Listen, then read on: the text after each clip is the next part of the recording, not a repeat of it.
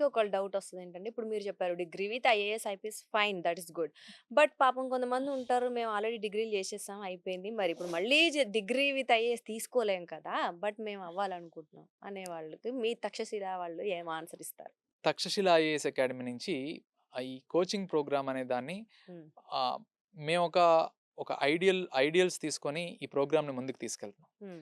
So, coaching అనేది కేవలం వచ్చారా, క్లాసులు విన్నారా, ప్రాక్టీస్ టెస్టులు రాసారా, వెళ్ళిపోయారా అనేది కాకుండా ఇదొక ఓవరాల్‌గా వాళ్ళకి ఒక నాలెడ్జ్ బేస్‌ని పెంచాలి. అలాగే ఈ 2 ఇయర్స్ ఆఫ్ టైమ్ ఏదైతే వాళ్ళు స్పెండ్ చేస్తున్నారో అంటే హ్మ్. 1-2 ఇయర్స్ ప్రిపరేషన్ అనేది కంపల్సరీ కదా!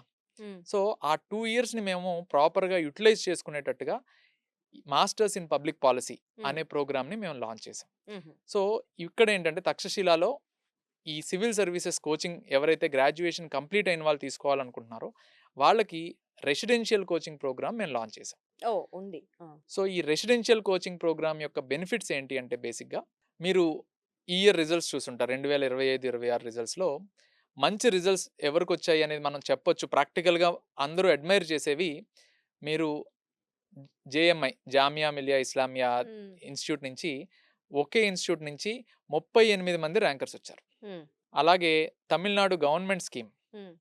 దాని నుంచి 52 మెంబర్స్ హ్మ్. Residential coaching Tamil Nadu government sponsored. అలాగే ఫోరం ఐఏఎస్ రెసిడెన్షియల్ ప్రోగ్రామ్ ఉంది.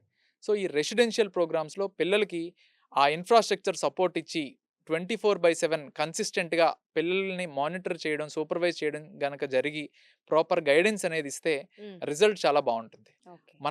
మన తెలుగు స్టేట్స్‌లో ఆ అట్మాస్ఫియర్, ఆ ఇన్‌ఫ్రాస్ట్రక్చర్ సపోర్ట్ అనేది మన హ్మ్. దగ్గర లేదు. హ్మ్. కాబట్టి మీరు చూడొచ్చు ఈ సంవత్సరం రిజల్ట్స్ ఏపీ నుంచి చాలా తక్కువొచ్చాయి. హ్మ్. కానీ ఎవరు మాట్లాడరు.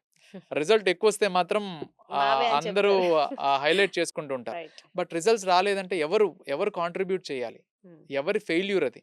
సో, అసలు ఈ ఎక్స్‌పోజరు, ఇన్‌ఫ్రాస్ట్రక్చర్ సపోర్ట్ అనేది మనం బిల్డ్ చేస్తే హ్మ్. ఖచ్చితంగా బయట వెళ్ళే బదులు ఇక్కడికొచ్చి హ్మ్. ఎందుకంటే ఈ జామియా మిలియా ఈ జేఎంఐ ఇన్‌స్టిట్యూట్‌లో కావచ్చు, తమిళనాడు ఆహ్, ఆహ్, గవర్నమెంట్ స్పాన్సర్డ్ స్కీమ్ కావచ్చు, ఈ రెసిడెన్షియల్ ప్రోగ్రామ్స్‌లో కొంత ఆథెంటిసిటీ ఎక్కువుంటుంది. హ్మ్. అలాగే పిల్లలు కాన్సంట్రేట్ చేయడానికి, డీవియేట్ అవ్వకుండా ఫోకస్డ్‌గా వాళ్ళు కాన్సంట్రేట్ చేయడానికి ఛాన్సెస్ ఎక్కువుంటాయి. ఓకే.